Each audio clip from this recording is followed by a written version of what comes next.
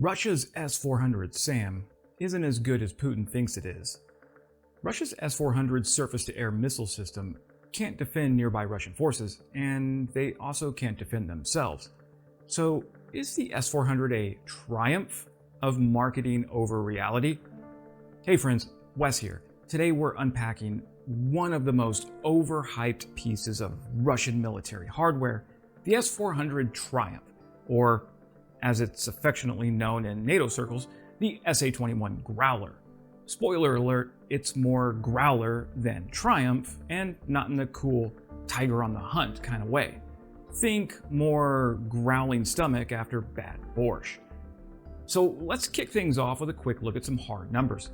Before June of this year, the Ukrainians had already reduced the S-400 to scrap metal at an alarming rate.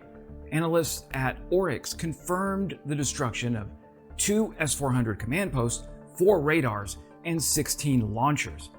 That's a rough start for something billed as the pinnacle of modern air defense. But wait, there's more! After June, things only got worse. According to my pal David Axe over at Forbes, Ukrainian missile raids took out parts of 4 or 5 additional S-400 batteries. For a system that's supposedly the Michael Jordan of missile defense, it's spending an awful lot of time on the bench.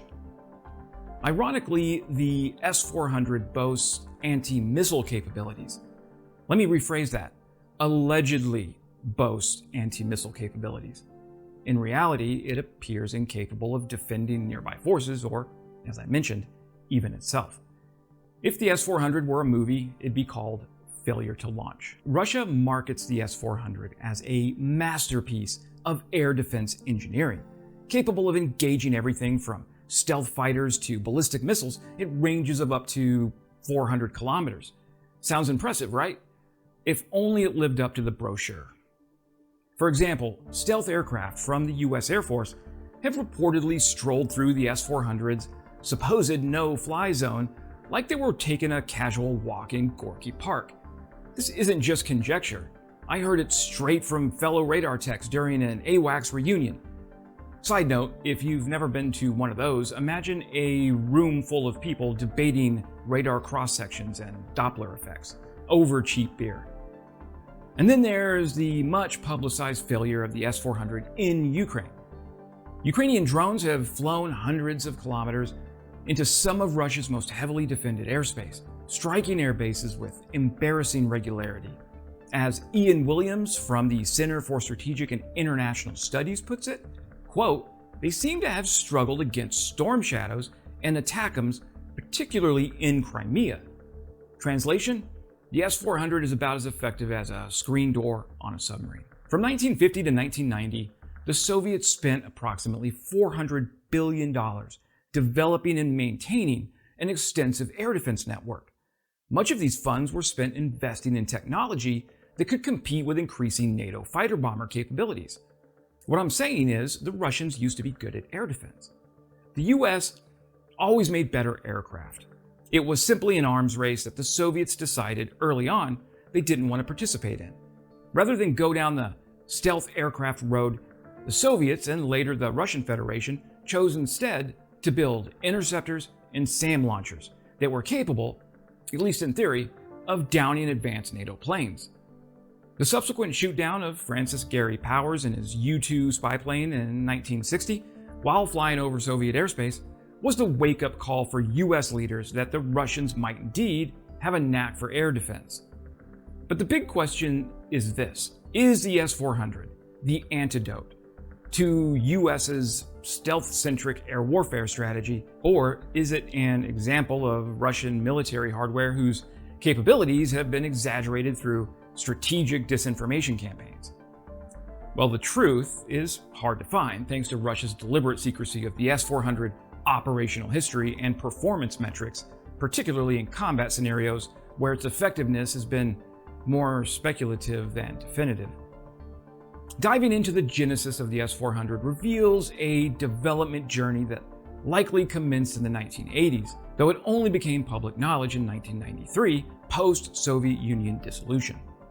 Like other Soviet-era technologies that found a second life in the Russian Federation, the S-400's development was shaped by significant budgetary limitations.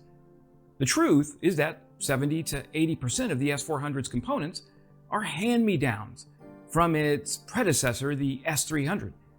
The system's main selling point is its radar, which includes the Protivnik GE, a UHF anti-stealth array.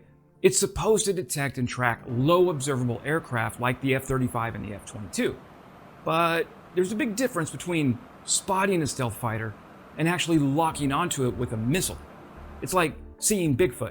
You might catch a blurry glimpse, but good luck getting a clear shot. Let's talk about radar cross-sections, or RCS. The F-35 has a radar cross-section of roughly the size of a golf ball. That's about 0.0015 square meters. The F-22, even smaller, about the size of a marble at 0.0001 square meters.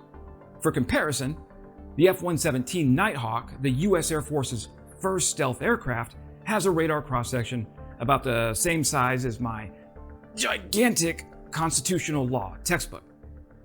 The smaller the RCS, the harder it is for radar to detect an aircraft. The S-400's best integrated radar, the Nebo-M, can theoretically detect an F-117 at 350 kilometers. If there's no electronic jamming, add jamming to the mix and that range drops to about 70 kilometers. Against the F-35 or the F-22, it's even worse. The Triumph would need those fighters to be practically on top of it before it could get a reliable weapons-grade lock. Here's where things get really interesting. Modern US stealth fighters are equipped with air-to-ground missiles like the AGM-88G, AAR-GM-ER for extended range, which has a range over 60 miles. In a simplified head-to-head matchup, the F-35 can take out the S-400 long before the latter even knows what hit it. It occurs to me that I interchange kilometers and miles quite frequently, and I apologize to my viewers for that. It's a throwback from the military, where we would do a 5-mile run in the morning and then do a 15-kilometer hike in the afternoon. It's all mixed up, but it makes sense in my brain. This brings us to the curious case of Turkey. When Turkey bought S-400 systems from Russia, the US promptly canceled its sale of F-35s to Ankara. Why? Because having both systems in the same airspace could give Russian engineers valuable data on the F-35's stealth characteristics. In other words, the S-400 is more useful as a spy tool than an actual weapon. One of the biggest problems with the S-400 is its vulnerability to low-altitude threats. Now, it might be okay at spotting things flying high, but something skimming close to the ground? Not so much. This limitation was on full display in Ukraine, where drones and missiles repeatedly slip past its defenses. Although, to its credit, a lot of radars have difficulty seeing low-flying aircraft, thanks to radar clutter. The S-400's performance issues are compounded by Russia's lack of integrated air defense strategy. Unlike NATO, which coordinates air defenses into a seamless network, Russia seems to rely on a patchwork approach that leaves critical gaps. It's like building a fortress but forgetting to lock the front gate. The S-400's struggles have raised serious questions about the effectiveness of Russian military hardware.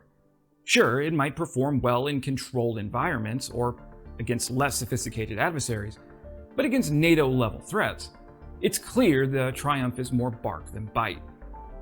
All of this is to say nothing of hypersonic missiles, which render the S-400 nearly obsolete. Hypersonic weapons travel so fast and maneuver so unpredictably that no existing air defense system, including the S-400, can reliably counter them. In theory, the S-400 is a formidable weapon.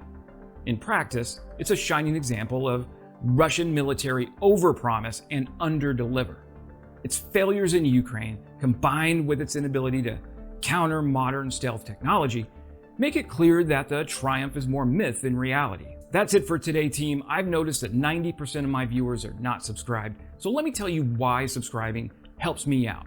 Even though if you're already watching this and you're not subscribed, YouTube will likely keep serving you up my content and similar channels.